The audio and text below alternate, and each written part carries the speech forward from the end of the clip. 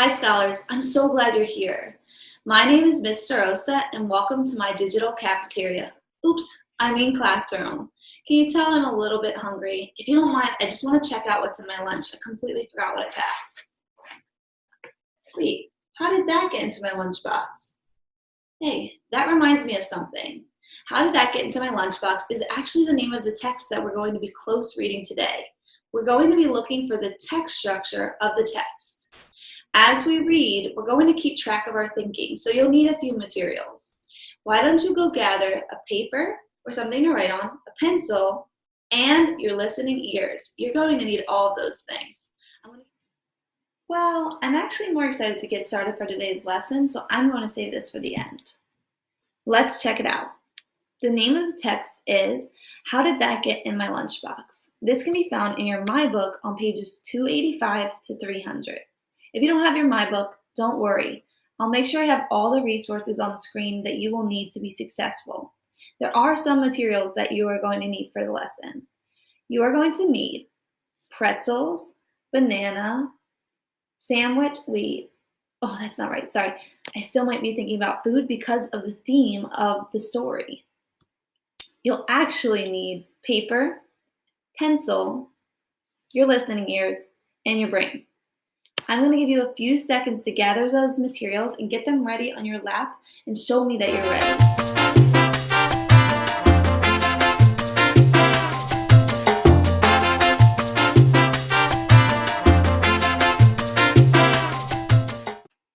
Wow, I love how I see you ready with all your materials, sitting up and even active listening. Your teachers will be so proud, and I'm proud of you too. If you missed last week's episode, or if you just need a little refresher like me, let's check in. Last time, we were reading to get the gist of the text. We did this by synthesizing. Synthesizing? I forget. No, I don't, because I kept a KWL chart to keep track of my thinking. KWL stands for what I know, what I want to know, and what I learned. This is great because synthesizing has to do with our thinking. I put a little thought bubble and a light bulb because they both remind me that thinking is important while I'm reading. Good readers understand that their thinking grows and changes as they read. Just like that little plant, it grows and changes as it develops. If you notice, this plant is growing and changing as time passes. That's just like us in today's lesson. As we work on our skills and practice them, we grow and change to be better readers. In case you missed, here's the gist of the text from last time. First, we talked about a piece of bread and the steps it takes to be in our lunchbox. Next, we talked about the process cheese goes through. Then, we talked about how tomatoes grow and get into our lunchbox. You might be noticing a little pattern. After that, we talked about apple juice. Later, we talked about carrots and how they grow. And finally, we talked about clementines. Look at that healthy, well-balanced lunch. Who else loves having fruits and veggies in their lunch tray? Today's strategy is close reading. Close reading. All right, grab my glasses. No, Miss Rosa, you did that joke last time. You don't need glasses or a big TV to be able to close read. You need to set a purpose for your reading. You have to look a little closer at the pages for different details. I'll talk about our purpose for today in just a few minutes. Let's look closer, and we'll do this by annotating. That's why we need a paper or something to write on. Annotating is important because good readers write down our inner conversation as we read. You're going to be doing that today in a little bit different of a way than we've done before. Annotating is what pops into our head before, during, and after reading. We are looking for, everybody drum roll with me. You might remember from the beginning, but we are looking for text structure, how the information is organized in the text. Text structure. I know there's a lot going on over there, and it's okay. I promise I'll break down all 4 text structures with examples so we can hold on to the information.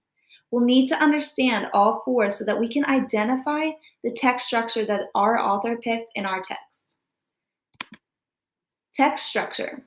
Authors choose text structures that best fit their purposes for writing a text. Let's write down the word purpose on our paper and circle it or highlight it or put a star around it. It's important for today's lesson. We're going to identify the purpose of our text, and also with close reading, we set a purpose for what we're writing. That word is super important and you'll hear it a few times. Text structure. The first one we'll talk about is comparison and contrast. What's different and alike about some items in a text? The author's purpose for this one is that it helps describe how things are alike and different.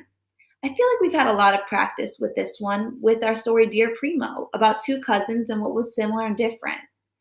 What are some other transition words that might give hints? Well, let's see if we find any other ones in this skit. Here's a story about two friends and their favorite foods. Miss Uzinski's favorite food is fruit. She loves all kinds of fruit. Here's her admiring some fruit. Here's her celebrating with some fruit. Here's her holding a giant banana. You'll have to guess if that photo's real or not. Then there's Mr. Rosta, whose favorite food is pizza. She loves pizza.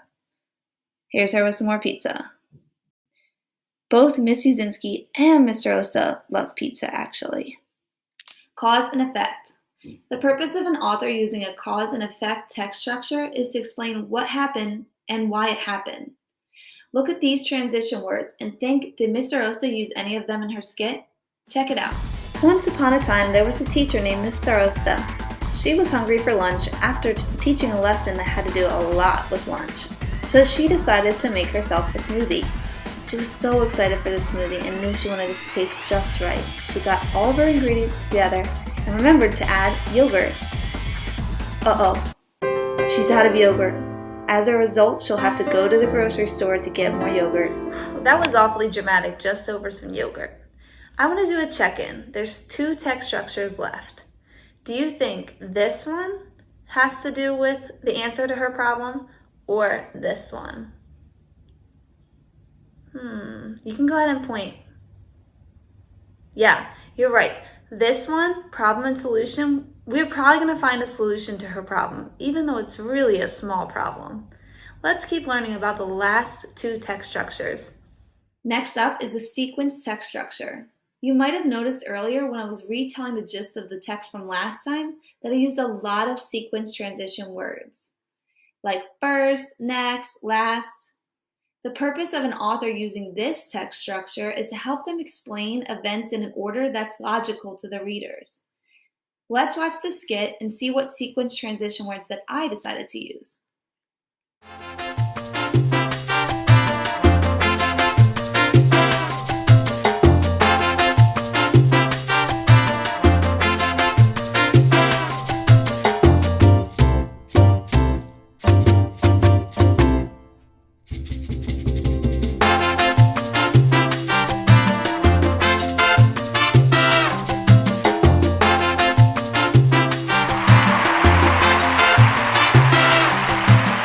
Last up is problem and solution.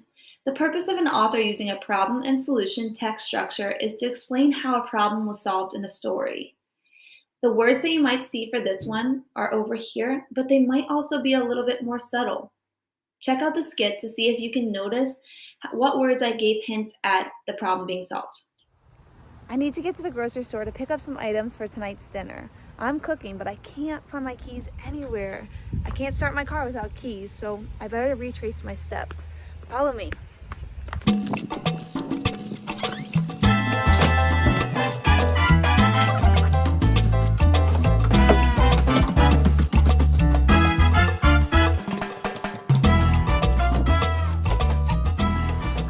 Here they are, in my backpack. Oopsies. Ooh, I don't know about you, but that was a lot of information, and I'm kind of excited to give it a try and practice it at a smaller level.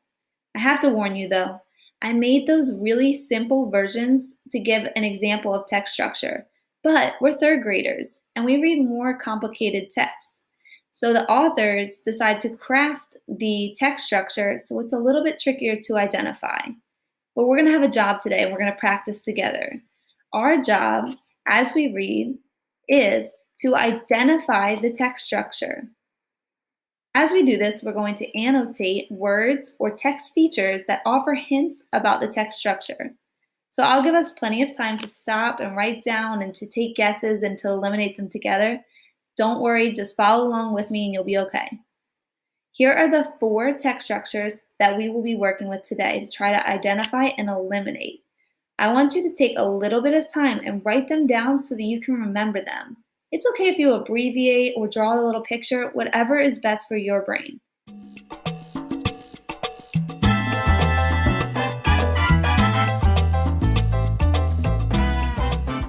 All right, detectives, it's the moment we've all been waiting for. The time to closely read. We're going to need clues and evidence from the text to support our answers. We are going to look at the images and the words on the page and see how they connect to show the author's purpose of the story. First up, pictures. Look at these text features. Do you see any graphics or images on this page that might give you some hints about what the text structure could be? The next thing we're going to do is listen to the words on the page. Write down any words that might give you hints about what the text structure could be. We want to eliminate one after this round. How did the bread in your sandwich get in your lunchbox? A farmer planted seeds in spring, and by summer they'd grown into tall, waving wheat with fat, ripe grains at the tip of every stalk.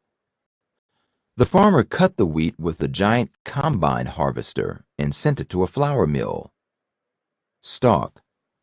A stalk is the main stem of a plant. The miller ground the grains into flour, and trucks took the flour to a bakery. The baker mixed the flour with water, sugar, and yeast, kneaded it into a soft, squishy dough, and baked it in a very hot oven. Grains, flour, yeast, sugar, water. Out came fresh loaves of bread, ready to send to the store. Take a bite of the bread in your sandwich. Crusty on the outside and soft in the middle. All right, reading detectives, since this is a little tricky, I thought I would model my thinking for the first one so you can get an idea of what I'm looking for in your notes for the next one. Over here, I noticed this question. How did the bread in your sandwich get in your lunchbox? This question makes me think it could be a cause and effect text structure, especially because that question is throughout the whole story. Our author is kind of tricky and tries to build small hints throughout the story. So I wanted to keep looking because I'm not confident that this is the right text structure. Down here, I noticed some words in here that might be hinting at change in time, and I'm trying to think about what text structure that might be. Do you guys remember any text structures that hinted about time changing or transitions? I'm going to read it. I want you to think about what it might be, and you can shout out what text structure you think it might be hinting at. A farmer planted seeds in spring, and by summer they'd grown into tall, waving wheat with fat, ripe grains at the tip of every stalk. So that was giving me the hint about a sequence text structure. Another few hints for the sequence text structure was, first, I noticed that we were at a farm. So that was the beginning of the process for bread. Then I noticed we went into the factory and the bakery to try to start the process for the bread. After that, the sandwich was on a plate ready to be eaten. Let's look at these 4 text structures and see if we can eliminate any of them. So compare and contrast. Did you guys notice anything that was being compared or contrasted with one another? I don't think so. But let's keep looking. Cause and effect. So we do have some clues that it could be cause and effect. What about sequence? First, next, last, any kind of words that show changing in time? Definitely saw some of those. Problem and solution. Well, maybe because we talked about wanting to know the answer to how things got in our lunchbox. So the only one I think I can eliminate was comparison and contrast. I don't think we're comparing and contrasting anything in this story, or at least not yet. But let's keep reading and see on the next page if you guys can take some notes with me to prove our point as detectives during the story. Our goal after reading this page is to eliminate one more of the three leftover text structures. Think about how the author and illustrator are working together to convey a purpose of this text.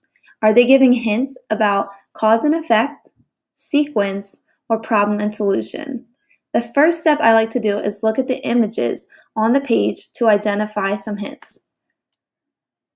I am looking at the different pictures and images and asking myself questions like, do any of these give hints about cause and effect? Did something happen and then it caused something else to happen? What about sequence? Are things happening in steps or stages on this page? Finally, what about problem and solution? Does anybody look like they're having an issue that they might need help with? Let's read the audio to find out more information from the words. How did your tomatoes get in your lunchbox? Last summer, your tomatoes were growing in a big plastic tunnel full of tomato plants. The sun and the warmth made the plants grow tall and bloom with yellow flowers. As each flower died, a tiny green tomato fruit began to grow from its middle. Day by day, the plants sucked up water and the tomatoes swelled from green to orange to red. When bunches of ripe scarlet tomatoes dangled from the branches, the grower picked them, sorted them, packed them, and sent them to the store. Pop one in your mouth and squish the sweet sour juice out. Before I let you dig a little deeper for the text structure, I want to try to eliminate one of the three choices. Do you think we could eliminate cause and effect?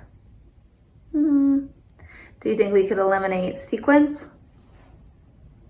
Or do you think we can eliminate problem and solution? Which one of these three do we not have a lot of evidence to support? Think about the purpose the author is writing this text. Are they writing to tell us about a problem? I don't really think so. I haven't seen anything about a problem. More so, we're trying to answer a question. So let's eliminate problem and solution, and I want you to look at the next page trying to figure out clues for cause and effect or sequencing.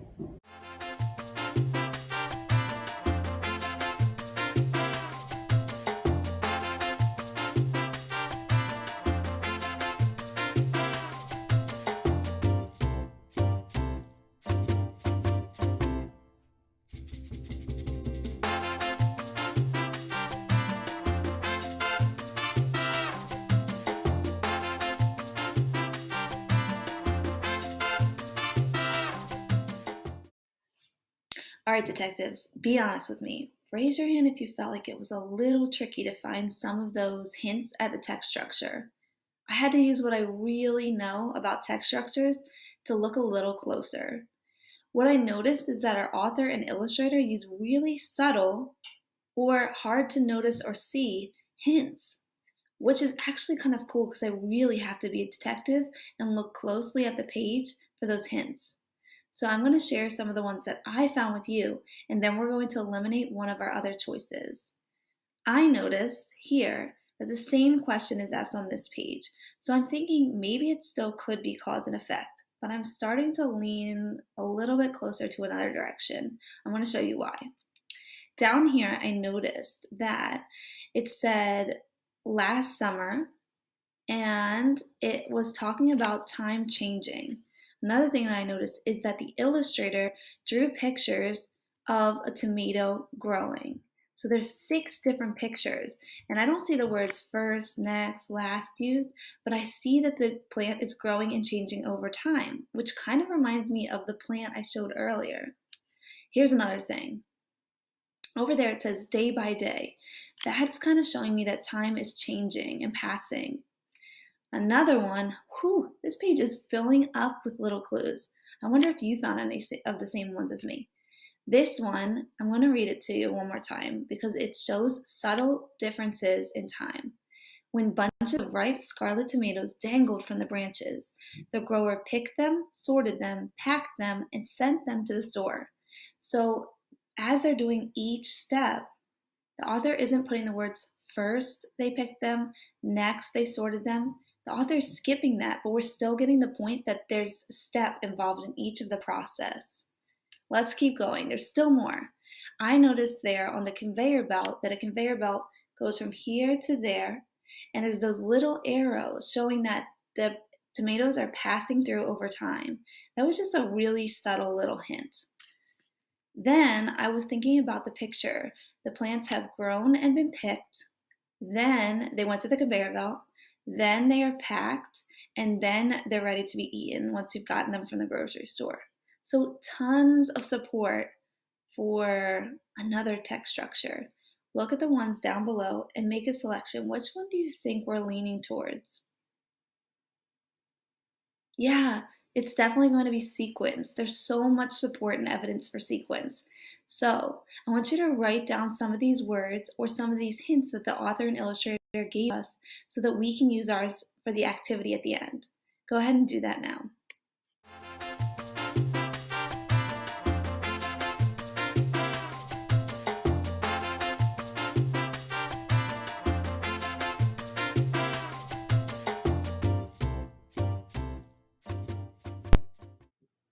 All right, reading detectives, we've got a really strong case going for us here, but I like to be really positive when I make a reading claim. I have to have enough evidence to support my reasoning.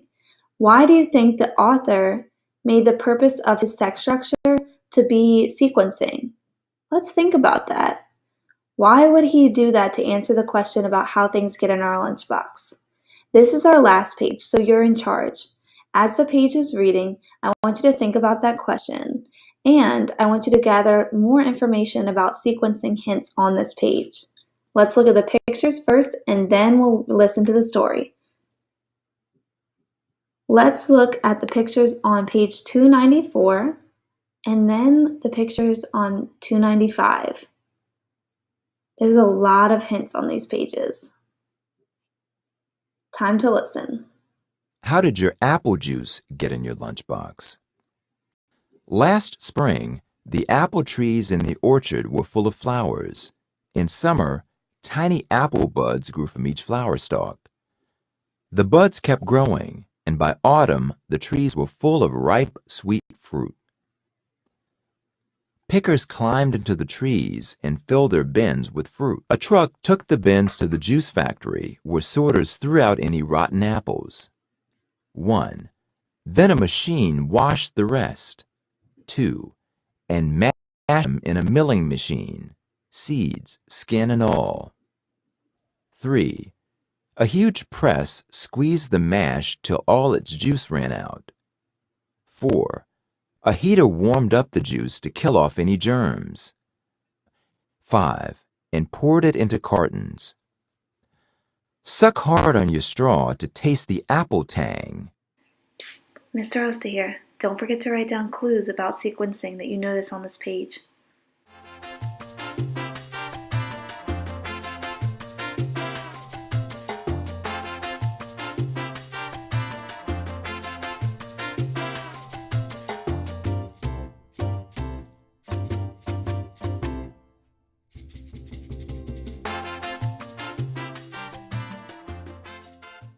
Readers, I have to start by saying wow for two reasons.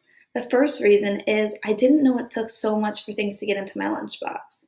Second, now that I've been a close reading detective, I can't stop noticing clues all over the page. Starting over here with this question. This question was on every page that we read today. I think the author put it there so that we would really think about the answer to that question. The answer is about how long it takes in the process that they go through to get to our lunchbox. Then I noticed that it says last spring, in summer, and by autumn. Instead of saying first, next, and last, the author used subtle hints about the change in the time frame. Also, the illustrator supported the author by providing pictures of the trees in full bloom and then the trees again in autumn with the apples on them grown. Finally, look at that picture. That is the most sequencing picture I've seen in this whole story. Look at all of the different parts of the process the apples go through to become apple juice. I like how the illustrator and the author work together here to create words and illustrations about how the apple changes over time. I want you to write down some of these hints because we're going to use them for our activity coming up next. It's activity time. And if you've been watching, you know it's my favorite part of the lesson. It's my favorite part of the lesson because we get to practice the skills we learned inside of the lesson. For the activity today, you will have to create an informative writing. Explain how you would go through the process to get ready for the first day of school. It's different for everybody, so be specific to you. Think about the process of gathering your school supplies and anything else you might need to make a good first impression. Remember, good writers use words that hint at the text structure. Don't give it away with first, next, last. Dig a little deeper. You've got this. Use words and pictures that suggest time passing and a process that takes different steps. Use the clues you wrote down to help you. Don't forget about your annotations. They're there to help you. Here's my example. Back in the beginning of August, I went to the store to shop for a backpack. I needed to make sure I bought that first before I filled it with the school supplies later on. As the start of the school year came closer, I shopped for pencils, markers, and notebooks so I would be ready in September. I even drew little pictures to help me show the text structure as being a process rather than just one step. So I showed the backpack for August, and in September I have the rest of my supplies. I want you to give it a try now. Don't forget to use your notes and your creativity to help you. Now I appreciate apples even more now that I know how many steps it takes to get into my lunchbox. Scholars, the next steps for you are to tune in next time to continue your learning opportunities. Thanks for checking in today. I hope you had as much fun as I did learning about how these things get into our lunchbox. See you next time.